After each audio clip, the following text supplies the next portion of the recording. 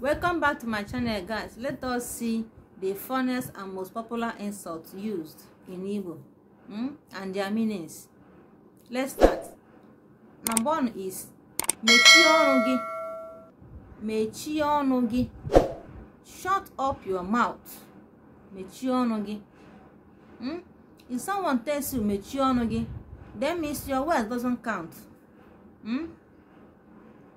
Mechie ọnụ gị. Another one is si ebe a pụọ. Si ebe a pụọ, my friend. Si ebe a pụọ. Get out from here. Another one is egbe eluigwe gbagbuo gị.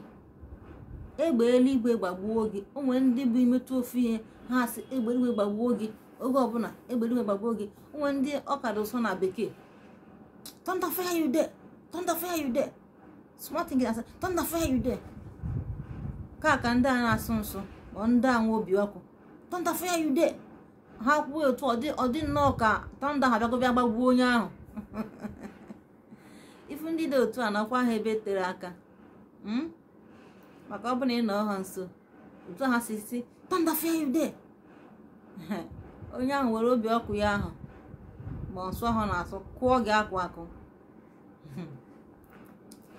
Nweta onwe gị na the other side. Nke ọzọ bụrụ ekwensu.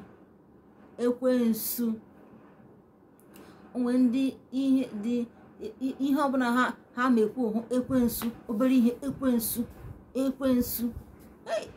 Ma ndị afọbedo ha ekwensu nwa n'anya. Ekwensu, obere ihe asị ekwensu, Satan.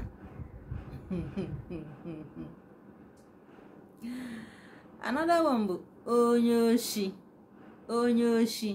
It doesn't mean na ị bụ onye oshi eziokwu. O nwere ka ọ bụ your age mate gị na ya na-aba na-ekwu ihe. So nwere ihe ị ga-ekwu ọsị gị onye oshi. Enyi ikwu onye oshi o. It's an insult. Mana o kwuru ya in a funny way. Another one bụ ọ dị ka isi adịghị gị mma. Ọ dị ka isi ọ na-atọ ọnụ gị atọ ọnụ. Ọ dị ka isi adịghị gị mma. Your head is not correct. Ọ dị ka isi adịghị gị mma. It doesn't mean that you are mad. Ihe ọ na-akọwara gị bụ that is n'ihe anyị na-ekwu na ya achọghị ya. Another one is ijoka. O nkwere ka ọ bụ na onye ahụ mara mma ọfụma o. Isi ya enyi ijoka. You are saying the other side of it. Maybe in a prison ya na mara mma. Ọ bụrụ ụmụazị anaghị asị ha na ha mara mma. Maka ụfọdụ bụ abịasị na ha mara mma. O nwere ụfọdụ emewa njọ according to ihe a na-ekwu. So ọ bụrụ ụmụazị mara mma sị enyi ijoka ijọrọ. We are using style to tell the person or the child na ọ mara mma. Ụfọdụ ka bụkwa na onye a jọrọ njọ o si enyi ijoka. Jokingly ijoka ijọrọ. Nke ọzọ bụrụ hai isi ogbe akị. If one can see her, isi ogbe akị. Look at his head like coconut. Isi ogbe akị. Another one, afọ sagbuo gị ebe ahụ. Hey, onwe ndị bụ nke a bụ ihe ha specialize in ya. Afọ sagbuo gị ebe ahụ. Ọ dị nnọọ ka afọ ahụ ebidogo sawa onye ahụ. Another one bụ ashawo. Onwe ndị bụ ha fụ ha na mmadụ ha akpọ ya ashawo. Doesn't mean onye ahụ bụ ashawo eziokwu. Ọ just ka ha mee ya ka o wute onye ahụ ka onwe onye ahụ ezigbote iwe. Si ashawo ịfụrụ ka ọ dị ashawo. Ma ikechisef onye ahụ nwere dịka ọ gara amado onye bụ sa ashawo. Ashawo ịfụrụ ka ọ dị. O nwere ka ọ bụ tree or dressing. Ọ sị gị ashawo. O nwere ka ọ bụ just nọ n'ọchọ ka ọ kparịa gị ka o wute gị n'obi. mana ọ dịghịkwa mma. It is an insult. Another one is akakpo. Akakpo. Mmadụ sị gị akakpo, it means na onye ahụ bụ dwarf. Akakpo. That's every year young.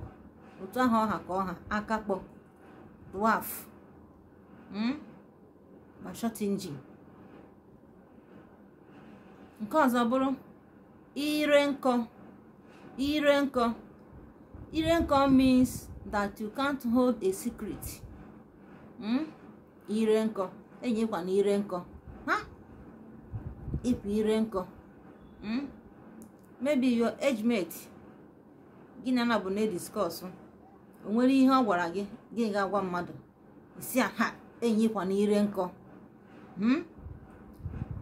It doesn't mean na ịbụ ire nkọ eziokwu, mana ọ chọghị ka ị gwa ya mmadụ ma ọ bụ na ị ga-agwa ya onye ahụ ozugbo ozugbo. Ọ ya ka o mean enyekwa na ire nkọ. Can't you hold a secret? Another one is ọ dịka ara ọ na-ayị gị. Ọ dịka ara ọ na-ayị gị.